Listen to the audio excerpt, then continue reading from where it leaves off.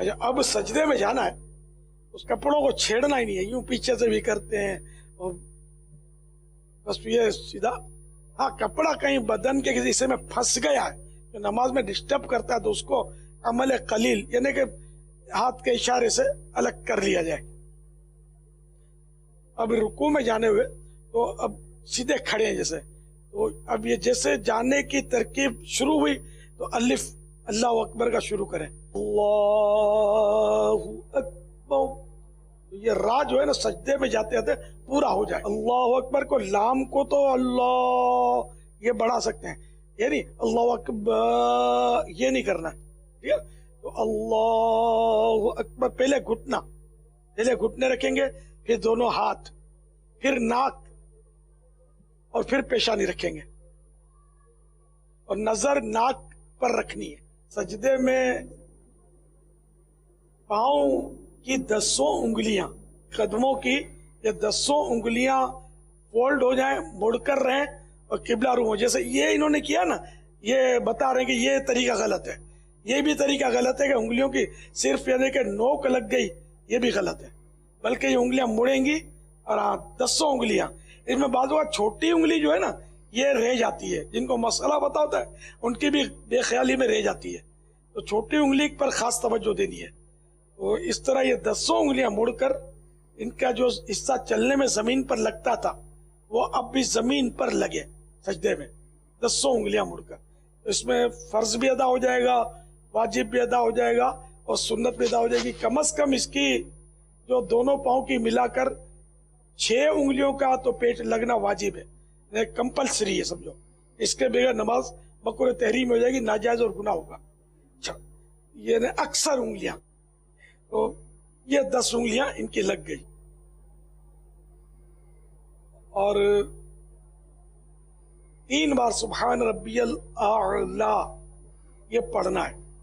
اس میں 5 بار بھی پڑھ سکتے ہیں، 7 بار بھی پڑھ سکتے ہیں، لیکن امام کو چاہیے کہ وہ زیادہ طویل نہ کرے۔ اب اللہ اکبر کہہ کر اب تھوڑا اللہ اکبر جلدی کہنا ہوگا تاکہ یہ اس دوران بیٹھیں گے نا، اس دوران پورا ہو جائے، پورے بیٹھے نہیں، یہ بیٹھنے کا طریقہ غلط ہے، یہ تھوڑے آپ انگلیاں گھٹنے سے ہٹا دیں، گھٹنے کے قریب رکھیں اور بالکل سیدھا بیٹھنا یہ واجب ہے، اطمینان سے سیدھا بیٹھے یہاں تک کہ ایک سبحان اللہ کہنے کی مقدار بیٹھ لے۔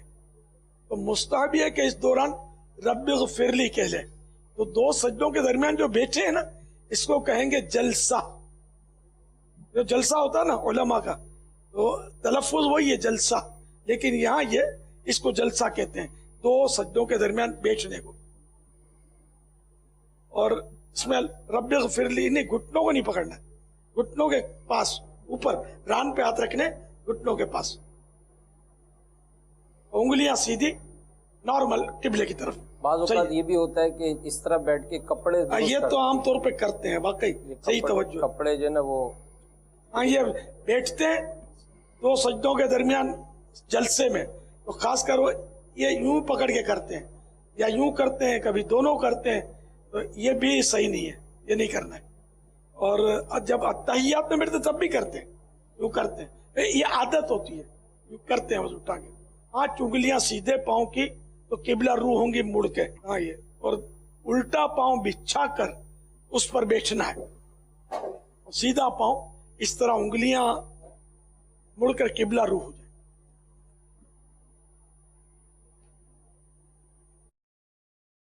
جن کی عادت نہیں ہے نا اس طرح نماز پڑھنے کی، وہ اب یہ کریں گے نا انگلیاں موڑنے میں، ان کو تکلیف ہوگی، یہ پہلے سے بتا دوں۔